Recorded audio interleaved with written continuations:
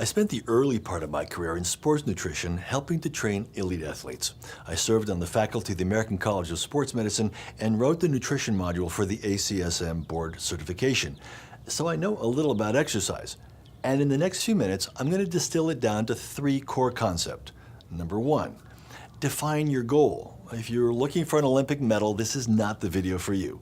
But I'm assuming that your goal is something along the lines of, I want to be vibrantly healthy, or I want to attain and maintain ideal weight, or I want to fulfill my biological potential of 120 years, because dying in my mid-70s, like the majority of people in North America, doesn't inspire me. Is that about cover it? Okay. Core concept number 2. The major part of your fitness program is not what you call exercise. The major part of fitness is called activity. In other words, what you do all day. If you spend your day sitting, whether it's on a couch, at a desk, in the car, or a kitchen, it will be nearly impossible to compensate for that with exercise. You see, the human body was designed to move. And I hear you've got a job that involves sitting at a desk, but you're not chained to that desk. You can take a few activity breaks during the day, and these can be simple things like brisk walking, climbing a few flights of stairs, doing 20 push-ups, maybe a dozen jumping jacks. It doesn't take much to start sending different signals to your DNA. Because if you're sedentary, and I think a general definition of that is walking fewer than 10,000 steps a day, your DNA is going to set your energy requirement pretty low. I mean, why would your genome create more energy than you need? But putting more activity in your life tells your genome this is an active body. It requires more energy, greater strength, and better respiratory efficiency. Core concept number 3. In addition to more activity built into your day, you do need something called exercise. There are 1,000 types and styles of exercise, but only one truth. Whatever style or technique you select, it has to be something that you can look forward to, something that you can do for the rest of your life, something that produces results that you can see and feel, right? Oh, look, I'm like most of you. I'm really busy. I have a full-time job. I write books. I fly over 100,000 miles a year. That's a lot of sitting. So I've always known that I need an exercise program. And in my life, I've joined at least 15 gyms, and I would typically go 3 times a week for maybe 6 months. And then something would come up that disrupted that routine, like an extended trip overseas. And for some reason, I'd never go back. I just got too busy. Now, my wife is a physician. She's also extremely busy, but it'd be hard for a biochemist and a doctor to ignore something as important to health as regular exercise. So we did some research to find the most efficient style and technique. First of all, had to be fun. And then there was the time issue. It couldn't take hours. And when we sat down to make a commitment, an ironclad commitment that we knew we could make, something that could fit into the busiest schedule, it turned out to be about 4 minutes. Now, fortunately, others had already thought of that. See, high-intensity interval training, or HIIT, has been around for years. But Dr. Izumi Tabata, a researcher working with elite Japanese athletes, devised a remarkably effective protocol. He pushed his athletes through 8 or more 20-10 cycles of high-intensity exercise, and his paper published in 1996 astounded the exercise physiology community. Because, you see, his group achieved so much in so little time. And since then, Tabata and other HIIT techniques like CrossFit and P90X have been shown to be very effective for gaining muscle, losing fat, and improving cardiovascular fitness. The Tabata 20-second, 10-second rest can be done with just about any exercise that you can do in multiple sets. So think about push-ups, sit-ups, pull-ups, light weights, bands. What stays constant is the protocol. 20 seconds of all-out effort followed by 10 seconds of recovery. Now, it's not a lot of rest, but that's part of the secret of getting the most out of that 4 minutes of exercise. What I like to do is to select 4 exercises that work a variety of muscle groups, and then I repeat that twice for a total of 8 sets. The secret to the results that people are seeing is that the technique is more effective than steady-state exercise, whether that's running, walking, or biking. You see, Tabata uses mostly what are called type 2 muscle fibers, which are responsible for definition. And high-intensity techniques have other advantages as well.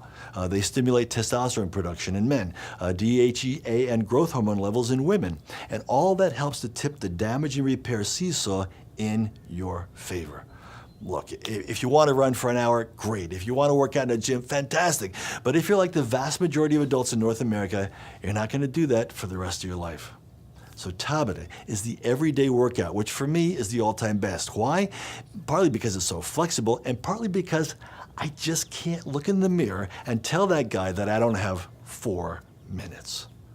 Now, importantly, Tabata can be adjusted to any fitness level. And don't forget, we always recommend consulting with your doctor before starting any exercise program.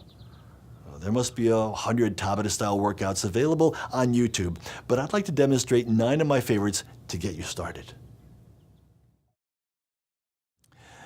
Really, the most important thing about exercise is to move at your own pace. A lot of times people feel like they've got to do a specific intensity or duration. And in reality, exercise means doing something today more than you did yesterday. That's exercise. Now, if you want to get into a program, which is what Tabata is, it means that you start maybe with not 20 intense seconds followed by 10 seconds of rest. Maybe you start with 30 seconds of exercise and 30 seconds of rest, just to get you a little more used to that. Once you get a level of fitness where you can do 20-10, it's nice because there's a free app for that, and it's called a Tabata Timer. You simply go and you download the free app called Tabata Timer. And there's probably half a dozen of them available, and these apps vary because they have different signals that tell you when to rest and when to start your next set. So what I'm going to do is I'm going to start this for my 20-second intense workout, and then of course it's going to tell me when my 10-second rest comes, and then right after that 10-second rest, it starts you on your next 20-second workout. So again, Tabata Timer, really a necessity. There's all kinds of bells and whistles, literally, that you can use. This one has beeps, whatever you prefer, but the nice thing about this one is it's free. And again, once you've got your timer, then it's what are you going to do for the 20 seconds that you're going to be intensely working out? I want you to start slow. It could be something like jumping jacks. So 20 seconds of jumping jacks. All right. The nice thing about jumping jacks is that it doesn't require a lot of clothing, number one. Number two, everyone can do it. And number three, you just have to remember that it's best to work on a mat so that the impact is not on your joints. At the same time, if you're looking at like high knees, if you're running high knees, and you're going to do this for 20 seconds, getting your knees as high as you can, you just want to make sure that you're not coming down on the flat part of your foot. You want the impact to be taken by your muscles and not your joints. So keep your knees high, and again, as soon as that beep goes off, you stop your 20 seconds of knee high or high knees, whatever you want to call it, and then you got 10 seconds of rest. That 10 seconds is going to go pretty fast, but that's the secret of Tabata. What about tools and equipment? And the good news is that Tabata, oftentimes you just use the weight of your body in terms of push-ups and sit-ups. Sometimes you use very inexpensive tools like bands, stretchy bands. The nice thing about stretchy bands is they come in very stretchy, medium stretchy, right? So for as you develop more strength, and then of course the very stretchy bands, and these are they're available everywhere, inexpensive. I like the stretchy tubes with handles, and the reason I like those is because they're a little more versatile. With my two handles, I can place my feet at varying distances to produce varying amounts of tension on the tubing. So if in the beginning your feet will be close together as you do your curls, right? And then as you get more strength, you widen your stance, and the wider your stance, the more tension there is on the tubing, right? So again, all very flexible, and it's really important as we move forward that we understand that this is not expensive, this is easy to do, and I'm going to demonstrate some ways to use these stretchy bands. It's also a good idea to find something that you can wrap your stretchy band around. And it's got to be something strong and stationary, right, so that there's no injury. But what I like about putting my stretch band around something that I can really count on not moving is that it gives me a chance to do a couple of things. One is it gives you a chance in the beginning to get your squats correct so that as I'm holding onto this, remember when you're squatting down, you want to be able to always see your toes. This is the big mistake that people make with squats. Especially, I get worried when I see people with weights doing squats all wrong. You want to get your knees so that your knees never extend over your feet. So I'm always able to see my toes. Now this is the squat. And once you get to where you can do that, obviously you can do some work from the squats, and you can either do that with hand weights or bands. The other thing you can do with the band, of course, is to work different muscles. So I'm going to pull, all right? So chest and arms and shoulders. And again, you're doing this for 20 seconds, and then you've got your 10-second rest. So, but again, the idea here is to just get as many reps as you can in that 20-second period. And you can also work triceps by pulling down. So watch I mean, you can't see my arms, but simply by moving from here to here, I focused on a different set of muscles. So again, very versatile and very important. Next, you can go down to a seated position with your bands, and we'll do a few there. There's dozens of floor exercises that you can do. Again, I recommend strongly that you get yourself a mat, because you don't want to be doing this on a hard floor, and even a carpeted floor sometimes it gets a little bit too slippery, so get yourself a mat. And then what do? Well, one thing to do is just to use the weight of your body. And again, you've got a number of options. In the beginning, I want you to take it easy, so you might be doing something as simple as your leg lift. So head comes up, leg comes up, not twisting the hips. It's a straight leg lift. And this is the inhale. The exhale brings your head down and your knee down. Inhale comes up, and exhale down. And again, you're going to be doing this as fast as you can, because you got to get in as many reps as you can in 20 seconds. Your timer goes off, you have your 10-second rest, you go right back into what? The other side. So now you're lifting up on the inhale, you're coming down on the exhale, using your leg and your head.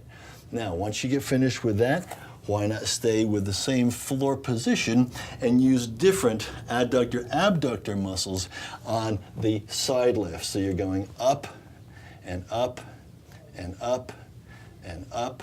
Again, you're not twisting this way. It's simply up from the leg. And then, of course, you'll do that for your 20 seconds. You'll have your 10-second rest, and then you've got the other side. So again, lots of options here, but all of them building towards more stamina and strength. Now we come to the old standby, which is push-ups. Push-ups is one of those things that I think everyone ought to do. My motto is, if you can't have a workout, at least do push-ups. And the idea there is that you're really, again, developing stamina and strength, not only in your arms, but in your chest, shoulders, and back. So push-ups are really important. You know, sometimes I'll be at a conference where everybody's talking about all the things that they're important for the planet or for health and wellness. And it'll come around to me and I'll say, excuse me, how many push-ups can you do? And sometimes people say, well, is that really relevant? And I go, yeah, it's relevant because fitness is an incredibly important part of health. And we shouldn't even have a discussion about health unless we're talking about fitness. So again, sometimes I get, people get a little angry at me, but it's a legitimate question. How many push-ups can you do? Everyone's out there selling things to help you do push-ups and little brackets. And the nice thing about these is that depending on the distance that you place them on the floor, it really gives you a different focus on different muscle groups in your shoulders and arms. I don't think you need these. And the reason is that you're going to have some hand weights anyway. These are little 5-pounders, and we'll do some things with these in a moment. And even these can be used for brackets for push-ups. I would prefer probably something along a little bit bigger, and we'll talk about how to use a 20-pound. But right now, I'm just going to use my 20 pounds as a stationary, very stable. Now notice, these are not round, right? These are going to be really stationary for me to do my push-ups. And again, there's only one way to do a push-up. Actually, there's two. Well, but it's straight back. So you're coming down and up, and then down and up. It's a nice straight position. And of course, the modification is to lower your knees and do your modified push-ups. But again, push-ups are incredibly valuable. In Tabata, they work out really well because 20 seconds, getting as many push-ups as you can, 20 seconds really does give you a nice workout. So you're looking for something more strenuous because you've just knocked out your push-ups and you're feeling like, I need something that's going to really challenge me. Well, you can move into a plank row. And the nice thing about that is you can do it with any weights you want, 5, 10, 15, 20 pounds.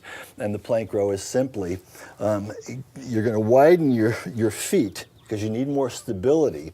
And you're going to lift and lift and lift and lift. Right? So again, you've got the movement you need, you've got the tension and the challenge that you need for that plank row. But again, your feet are wider apart than in your push-up stance, but your back still stays just as straight.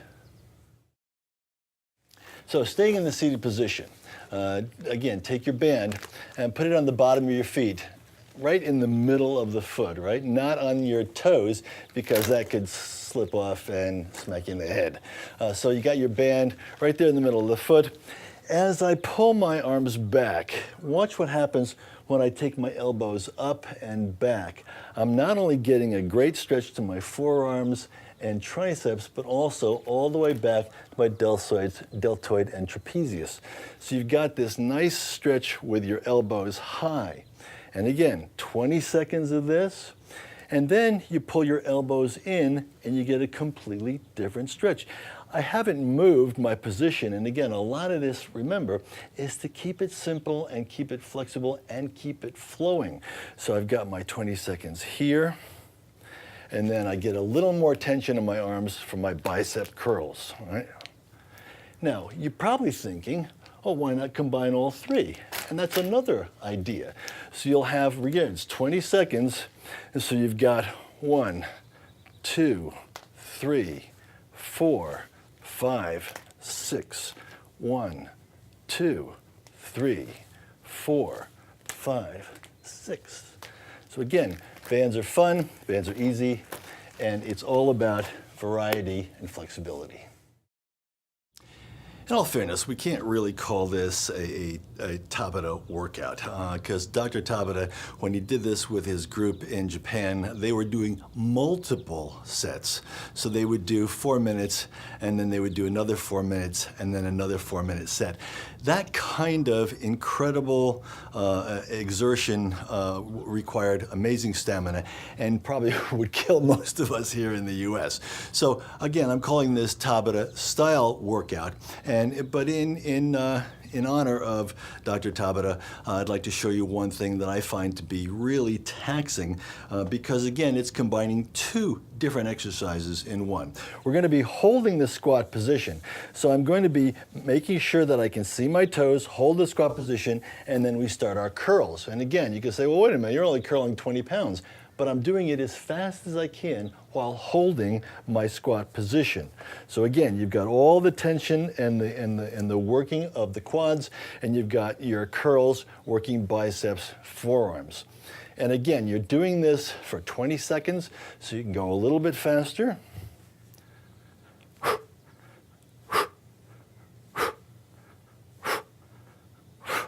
And again, once that alarm goes off, you place the weights back on the floor. You got 10 seconds, 6, 7, 8, 9, 10, before you go right back into your next set.